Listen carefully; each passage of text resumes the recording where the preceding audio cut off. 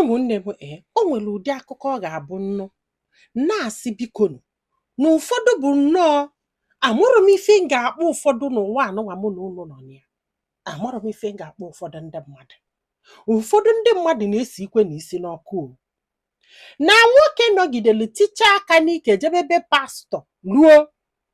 pastọ alụlụ anajụlụ ebe niile na-edisivugharị ndị mmadụ front and back. Pastọ na dibịa mụrụ m nke kazi mma ka m na-agwa gị ife a. Akwa ifuru ife a kpọọla akwa ọkụkọ na ụmụnne ya ekwesịrị ịkpụta ụfọdụ pastọ kefe agbụ ya ịkpụtafe ike efe agbụ wee tụ agafa na nga ha ekwesịrị ị na-agagharị aze dufri ka ndị nga ndị ọzọ ọ maka idisiv me ka m ji ekwuru bikos aka elefa niile idisiv ndị mmadụ. Ofu nwoke nọkọta tichela aka n'ike jebe pastọ wee sị ya maka na nwunye ya mụrụ nwaanyị na chukwu mmụọ nsọ otolo gbagburu enu nkịta lachara ya anya maka na chukwu iberibe nkie sịa na nwunye ga na-amụrụ ya nwaanyị nọọsọ nwaanyị ka nwunye ga-amụrụ ya for that na fa amụzi na nwa ọzọ ma ọ bụ na ọ chọrọ ịmụta nwoke maka na ife niile ọ ga-amụrụ ya bụ nwaanyị. Then this man wee sọkọrọ wee nunulu wee zuzulu wee nata wee si nwunye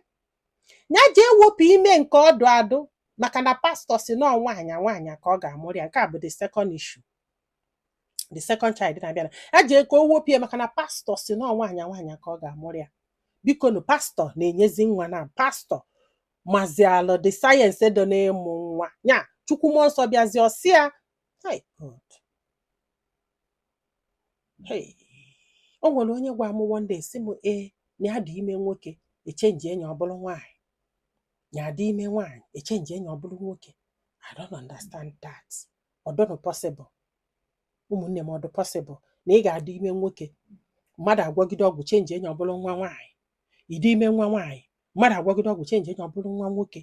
Amahụ nya etu unu si ebelive ihe a na-adụ m egwu. Pastọ sị gị biko ị chọrọ ịmụ nwoke inye nwaanyị awahịa ọmụọlụghị nwoke inye nwaanyị ese ọmụọlụghị nwaanyị bụ x na abụọ ka o nwere gị nwa nwee x and y is very obvious, very clear. Gị nwa bụ nwoke bọsị wetelu y nwunye gị amụọlụghị nwoke bọsị nyere ya x ọmụọlụghị nwaanyị. Very simple mathematics. Ya ka ị ga-akwụgharịsịa sị na pastọ sị gị na nwunye gị ga-amụrụ gị nwaanyị ji maka ya mebie marriage gị ji maka ya sị nwunye gị wepụ nwa ọ dị ime ị na-akụ ya mmadụ na-anụ ị na-akụ ya ntị na-anụ na pastọ sị gị. Ndị pastọ have caused, yeah, they have done more damage than like, oh God.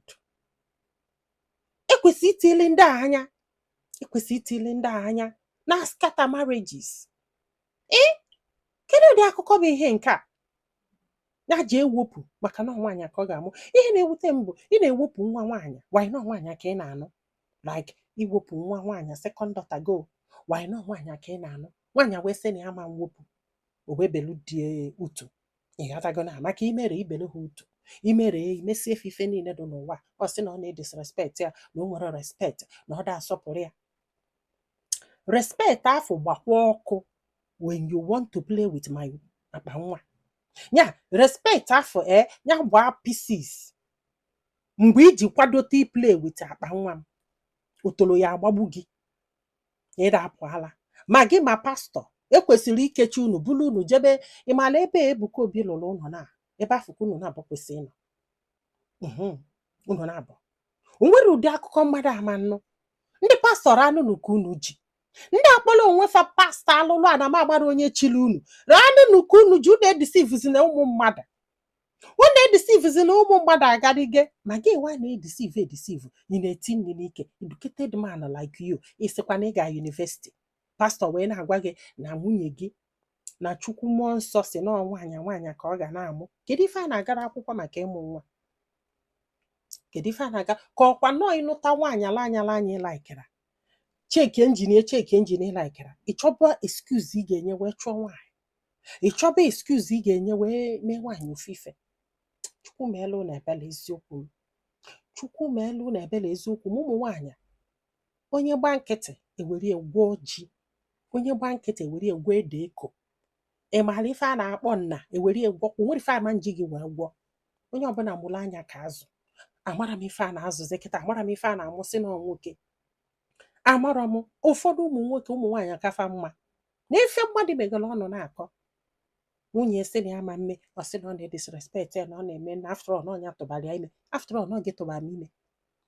ịma what it takes to iwepụ nwa ịma what it takes to iwepụ nwa maka pleasure kpimkpimkpim ma amara m ilukwe 2 minutes or 2 seconds rituo mgbe tụrụ ime si m jee wepụ after all na ọ gị tụbara m ime anwụ nya na pala afọ ime ka ije wepụ ọ bụrụ na itunu gị ime wepụ wee bịaza gwa m na ọgị nwatọba m na kwesịrị ịga gị ntị respect afọ gbuo obi dị a mbụ respect afọ ọ ga-alacha gị anya maka pastọ sị gị chukwu ma elu na ebele ụfọdụ ụmụ nwaanyị ebele unu na-eme m eziokwu m ebele unu na-eme m bikos amara m ife a na-anụ ihe asị na ọdị na ihe mmadụ na-akọghịrị nwunye eji ewepụ afọ ime na pastọ sị na nwaanyị ka ọ ga-amụ yanwa bụzalụ chukwu yanwa bụzala sayensị yanwa bụlụ x bụlụ y a na-akọghịrị ike gwụkwara onye na-anọ kịta oche na ọ bụrụ ọkwa pure truth ka a na-akọ ihe onye dọkịta ọ na-asị isi ọdụkwa onye afọ ma ọkwa onye isi dụ mma maara ife bụ onwe nwoke jee ebe mmadụ kụọ aka ma ego nwaanyị agwa m unu na a ga na-eje saịka je na-ene n'ụfọdụ bifo ha anụọ nwaanyị maka na ụfọdụ abụrụ mmadụ ụfọdụ na-apụ ala mfat sọsọ trọma obodo anyị afọ sọsọ depression obodo anyị afọ nwere ike ime ụfọdụ ma famasizi n'ife mma nya ndị pastọ asagidego ha isi nya ụfọdụ uche ha nọzi na arụfa